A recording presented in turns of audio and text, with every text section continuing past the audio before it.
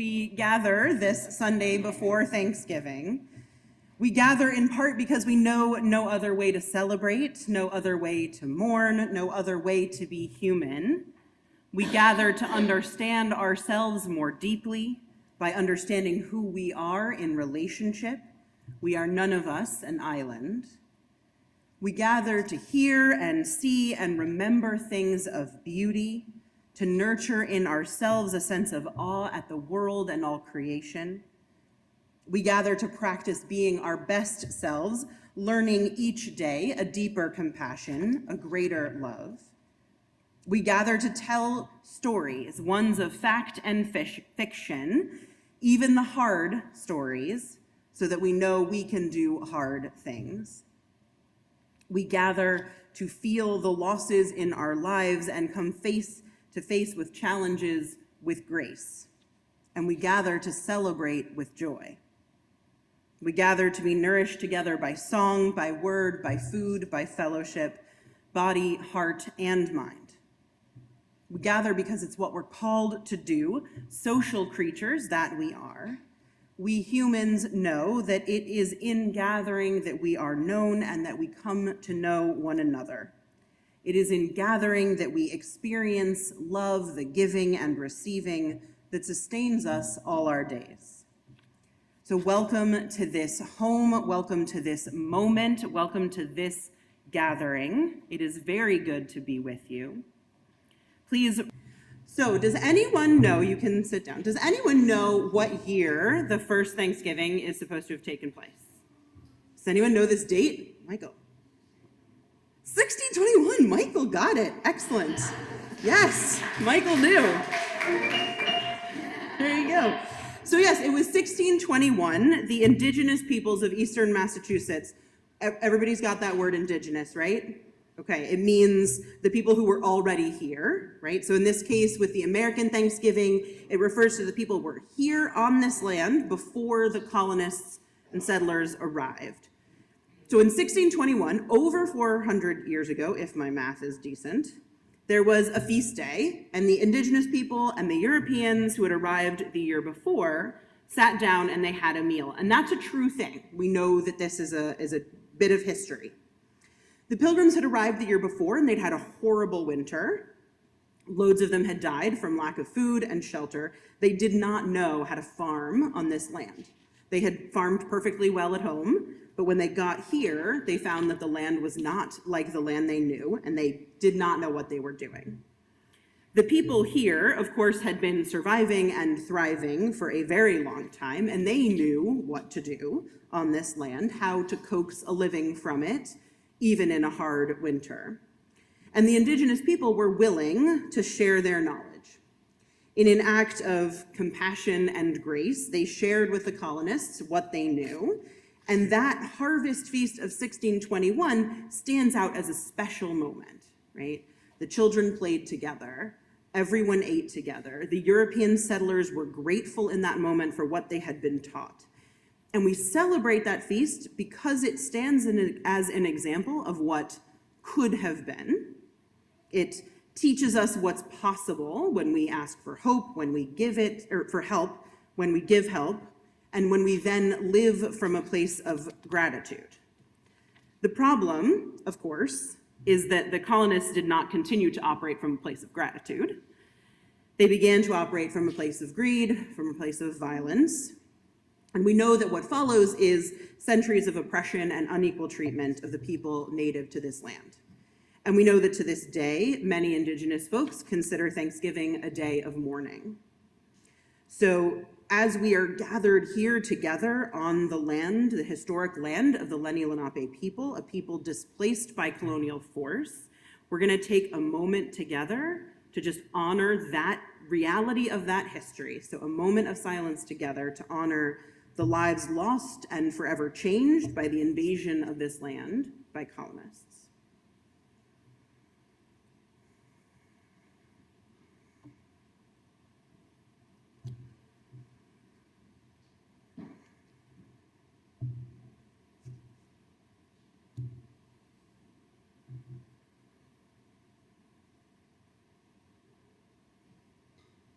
Thank you. Now, knowing that story, knowing that real history, I have to tell you, I still actually really love Thanksgiving as a holiday.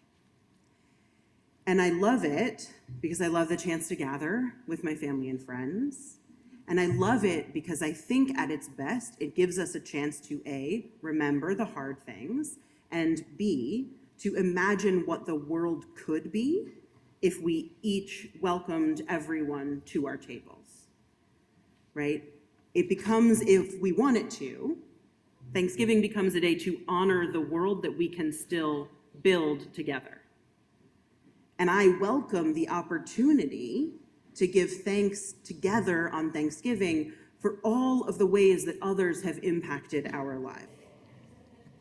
On Sunday mornings, we reserve some time for quiet, for reflection. We talk about this time as our time for meditation, for prayer. So I'm going to ask you to settle your body into your seat in whatever way is comfortable for your individual body. And ask you to take a breath. Aware that although we haven't spoken them aloud, each of us comes into this space carrying the stuff of our lives. We take a breath together and another, knowing that here we are invited indeed to bring our whole selves, because here our whole selves are known as gifts to be treasured and celebrated.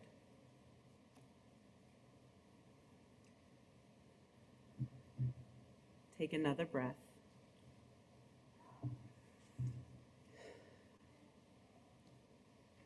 Today we have acknowledged this upcoming Thanksgiving holiday and the complexity it holds. We acknowledge, too, that there are so many ways as a nation and a culture that we continue to fall short of welcoming and affirming all people.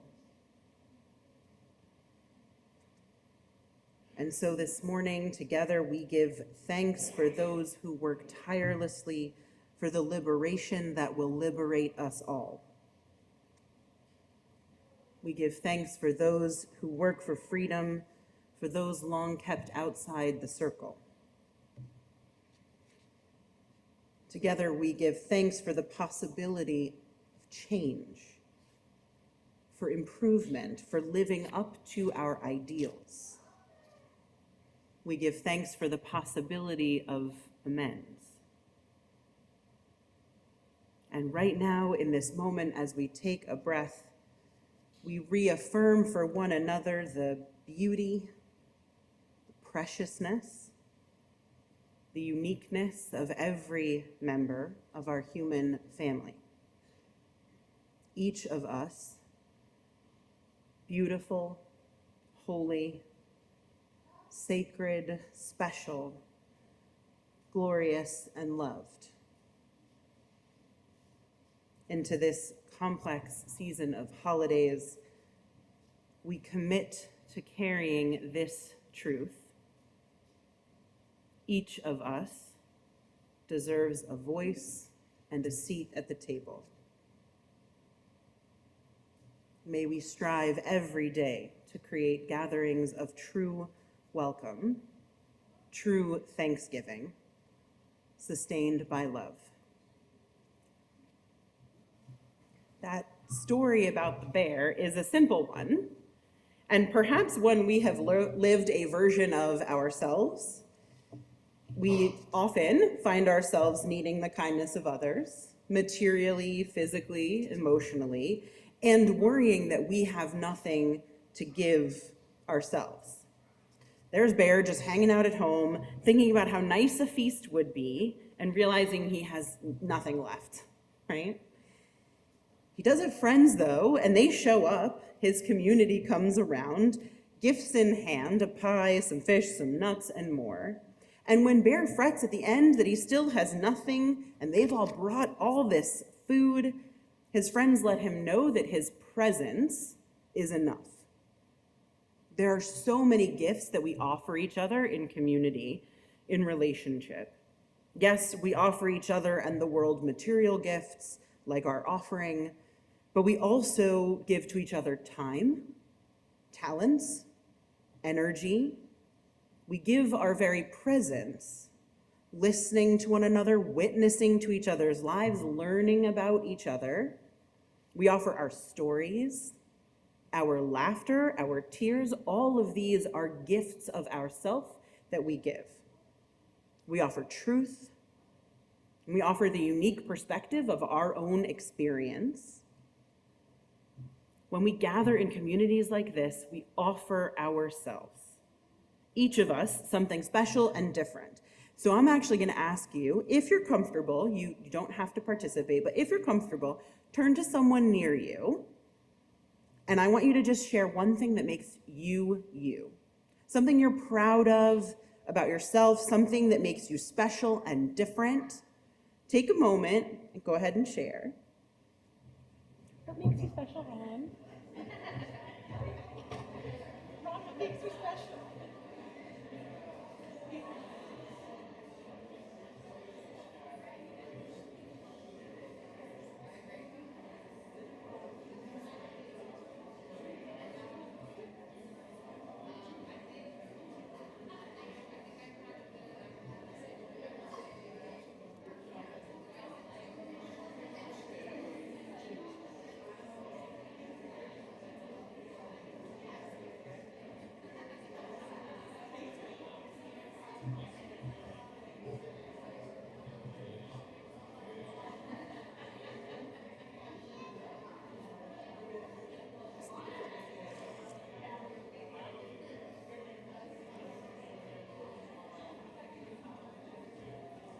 Okay, I promise you can share more of your pride later. Do I have to do the bowl? Do I have to do this thing?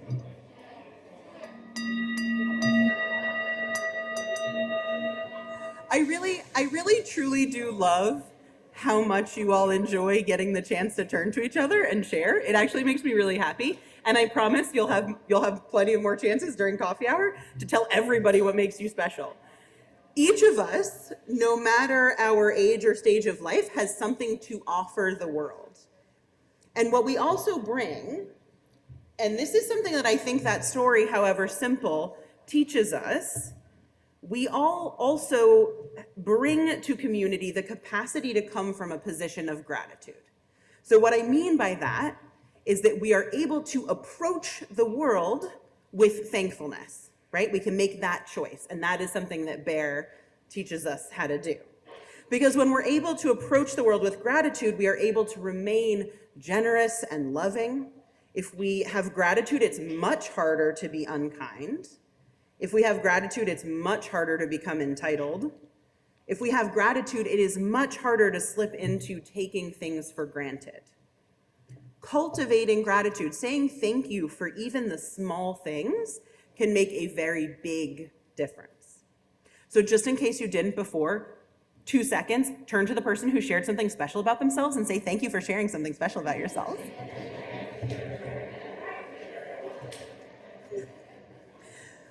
A few weeks ago, in religious education, our kids wrote notes of care and love.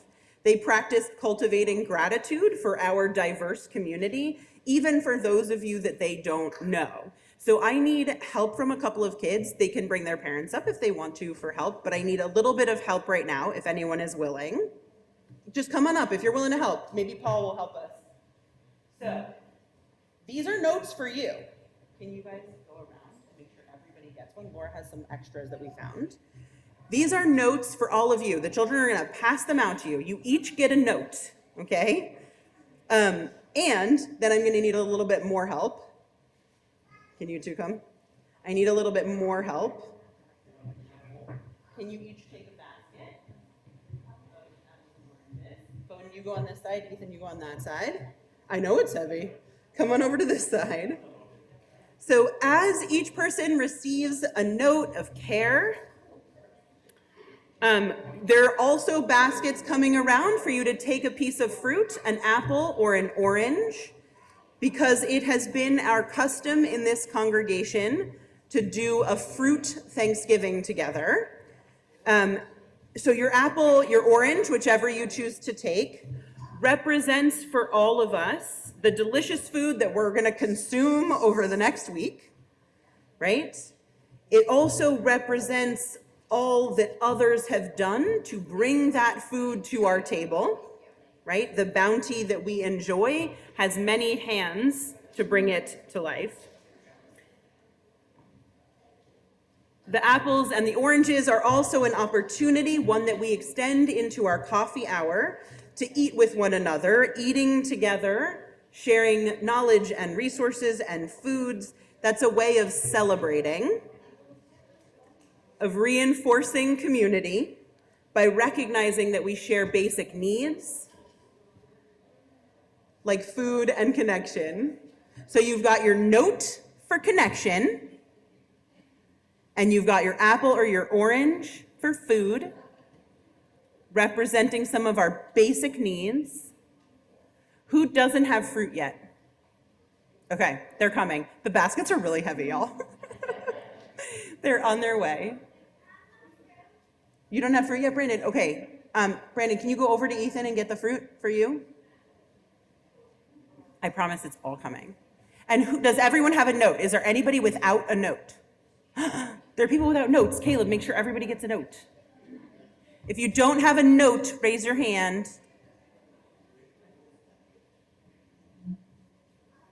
Did we have like just enough notes? Because that would be very wild. Okay. All right, we'll do one more check. Anyone without a note? We're missing a note over here. Caleb, there's one note missing over here, bud. Or Jack. We have someone without a note over here. We have enough, actually. We have them. They're coming. Anyone without fruit at this point? Does anyone need fruit? Yes. Okay, Bowden, you see that there's more fruit needs? Perfect. Okay, now, kids who helped, make sure you have a piece of fruit. Don't forget yourselves. Take one anyway. There you go. Okay. Oh, thanks. Okay, any leftover notes can go here. Yes, I do. Thank you so much. I'm going to take an apple. All right. Now, once again, you have one line, and I promise it's simple. No, it's a little more complicated than that. Now your line is, we give thanks, okay? But I promise it will be super clear because I will gesture to you as we do sometimes. Okay, so take your fruit, you're gonna hold your fruit, let it represent for you all of the things that you are entering the holiday season with, your gratitude, commitment to positioning yourself in that place of gratitude, okay? For the food we will eat this holiday season, for all those who planted it, helped it grow, harvested it, packed it, shipped it, delivered it, sold it. For all those who helped food and drink to arrive on our tables, for family and friends near and far, for time spent together, for laughter and singing, dancing and playing, for quiet times and for loud times, for the earth's beauty and bounty, for the summer sun, the spring rains, the autumn leaves, and the winter snows, for the cycles of nature that move us through our lives, for worship and singing, for meditation and contemplation, for music and art and language, for all that nourishes our spirits and deepens our lives, for this community of friendship, challenge, companionship, and love, for each and every person in this congregational family, for all those through time who have brought us to this moment, our earliest ancestors and the generations just before us, for their living, their working, and their loving, and for all those across this earth, all of whom we are connected to through our eating and our living and our loving, for their lives and their work and their spirits, for their gratitude and for our own. Go ahead and eat your fruits. I'm taking one bite. Gathering is vital to human living. When you gather this week with friends and family to feast and express gratitude, remember that these gatherings are a gift and an opportunity. They offer the gift of being together and the opportunity for truth-telling. They offer the gift of experiencing one another's wholeness. Remember that all of us belong and all of us are needed in this world that we share. May we all know laughter, full tummies, smiling faces, and love this coming week.